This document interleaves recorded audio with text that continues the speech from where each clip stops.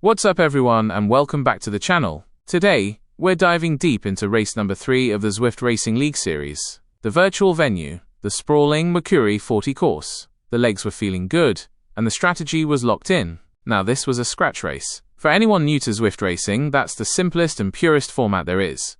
First rider across the finish line wins. No points for sprints, no fastest through segments, just one big throwdown for the line. And the course, Makuri 40, is a proper test. It's a 40-kilometer journey through all 3 regions of the Makuri Islands, the traditional villages of Umesi, the futuristic cityscape of Nyokyo, and the coastal roads of Urukazi. While it has over 300 meters of climbing, the climbs are short and not overly steep, making it a playground for the aerobikes. My original plan was simple: stay tucked in the draft, conserve as much energy as possible, and unleash everything in the final sprint. But as you know, in ZRL, plans rarely survive first contact with the enemy. This is how it all went down. We roll out, and honestly, for a ZRLA race, the start was surprisingly chill. Everyone seemed to be finding their legs, sizing each other up as we climbed out from the Umesi start pens. There was a little punch over the top of the first KOM, but nothing that could break the pack. It was all about staying patient and conserving that early energy.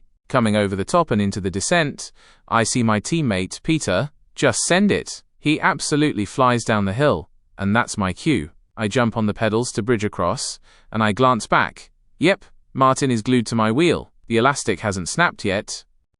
There it is, a gap. We've got a separation from the pack. I surge to the front and start hammering, trying to turn this small advantage into a real breakaway. But the bunch isn't letting us go, and they've got us. We're caught. Okay, abort the mission. I'm just going to sit in and try to get my breath back all the way through the flats, and down this descent. We hit the flats, and the pace settles again. My teammate has a solid gap. This is perfect for us. The pressure is off. We can sit in the wheels, let the other teams do the work, and hope he can hold it all the way to the finish. A solo victory for the team would be epic. But in Zwift racing, you can never relax for too long. As we're screaming down the big descent, the cryo-general riders hit the front. I know these guys. They are absolute engines. The moment they went, I knew this was the move. I had to go with them. My teammate was still up the road, and we were about to bridge to him. We make the catch. The gap to the main bunch is huge. This is the winning break. Unfortunately, the pace was just too high, and my teammate, after his heroic solo effort, couldn't hang on. A tough break for him, but now it was up to me to finish the job. In this new front group, I'm playing it cool. I am absolutely refusing to take a pull. My initial plan to sprint is out the window. Now it's about pure tactics. The new plan is simple.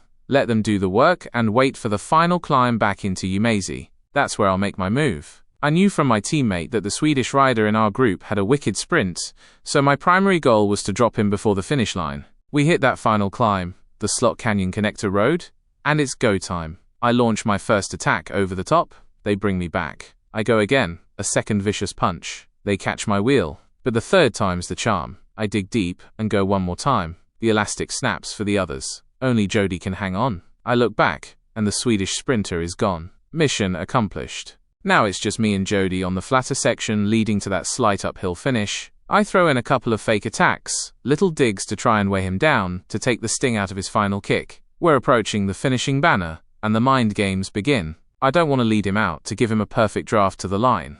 I start to ramp up my sprint slowly, forcing him to the front. I see his avatar pull alongside, and then I pause. I hit the brakes for a split second. He does the same. The cat and mouse is real. Then, I smash the feather power-up, hit the spacebar, and it is full gas to the line. I open up the power, and he has some but not enough response. It's a win, an absolutely tactical battle to the very end. Yes, got the win. That was a tough one, but a super satisfying victory. A huge shout out to my teammate for that early breakaway that let me sit back and save my legs. What did you guys think of that finish? Let me know your race strategies in the comments below.